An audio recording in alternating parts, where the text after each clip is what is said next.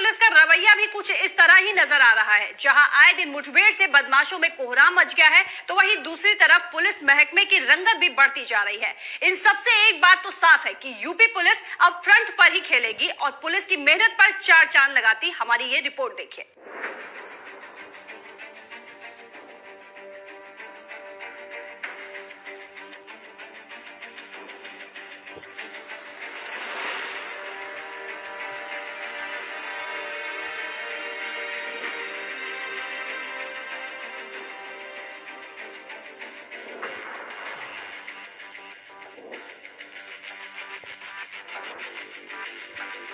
Stretcher पर लेटा ये शख्स कोई आम इंसान नहीं है, बल्कि एक शातिर बदमाश है। इसके सिर पर पशु तस्करी से लेकर लूट के संगीन आरोप हैं। ये तस्वीर इस बात का प्रमाण है कि अगर ये बदमाश आज स्ट्रेचर पर न होता तो शायद किसी बड़ी वारदात को अंजाम दे सकता था। लेकिन बाराबंकी पुलिस की मुस्तैदी ने इसके कातिल मंसूबों को धत्ता कर दिया और इसके सभी इरादों पर पानी फेर दिया। लेकिन ये सब हुआ कैसे, इसको समझने के लिए जरा आप इस क्रोनोलॉजी को समझिए।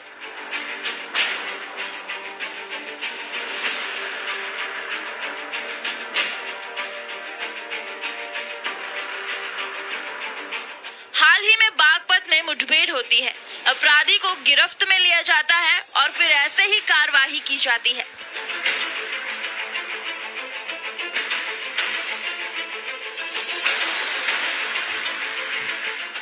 ग्रेटर नोएडा से भी ऐसी ही एक तस्वीर सामने आई थी। सीधा मतलब है सूबे के मुख्यमंत्री का बयान जो कहता है अपराधी या तो अपराध छोड़ दे या फिर यूपी छोड़ दे।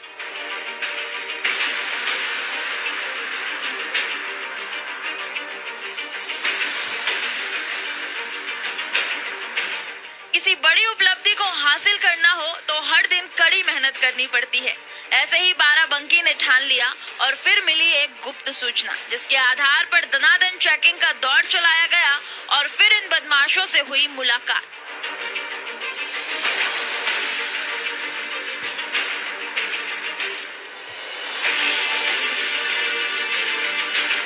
शुरुआत में तो इन्होंने झटपटाने की खूब कोशिश की, पुलिस पर फायरिंग भी की गई, लेकिन जवाबी कार्रवाई में पुलिस ने भी गोली चलाई, जिसके बाद एक बदमाश के पैर पे गोली लग गई और वो घायल हो गया। इस कार्रवाई में एक पुलिसकर्मी के घायल होने की खबर भी सामने आई। फिलहाल दोनों का ही अस्पताल में इलाज चल रहा है। क्या नाम है आपका? दिल्ली से आता हूं। कैसे क्या हुआ है, क्या घटना घटी? सर तो पीछे दिए गए फायरिंग की तमंचे से सर, फिर हम तमंचे से फायरिंग हुई सर, हम की तरफ से चक्कर आ गए तो हम वहीं गिर गए सर। फिर हमको कुछ समझे नहीं आया। कहाँ गोली लगी? सर बाएं हाथ। पुलिस अधीक्षक बाराबंकी इस पूरे मामले पर बताते हैं कि जब हमें इन अपराधियों के छिपे होने की सूचना मिली, हम सचेत हो गए।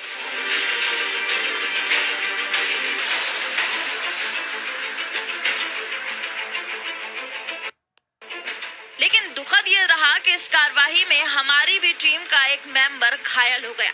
इन सभी अभियुक्तों के पास से भारी मात्रा में अवैध सामान भी बरामद किए गए।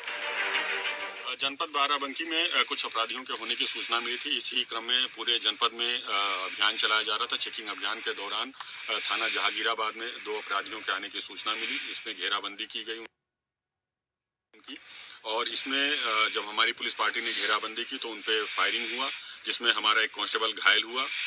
इसी काउंटर फायरिंग में एक अपराधी भी घायल हुआ और दोनों को हॉस्पिटल भेजा गया है। और मौके से मोटरसाइकिल, पिस्टल और कार्टेज मिले हैं। इन सभी को अभी सीलबंद किया जा रहा है। इसका एक साथी मौके से फरार हो गया है, जिसके लिए कॉम्बिंग चल रही है। सभी अपराधियों को अभी घेराबंदी करके उनको हॉस्पिटल पहुंचाया गया है और उसके बाद विधिक कार्रवाई की जा रही है। कितने राउंड की फायरिंग हुई है? कई राउंड की फायरिंग हुई। मौके पे पुलिस पे हमला हुआ था, इसलिए कई राउंड। इस मुठभेड़ के बाद ये तो साफ है कि यूपी पुलिस अब गोली का जवाब गोली से ही देगी।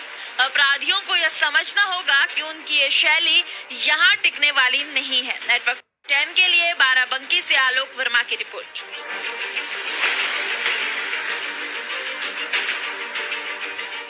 यहाँ रुकेंगे एक छोटे से ब्रेक के लिए, जल्द लौटेंगे।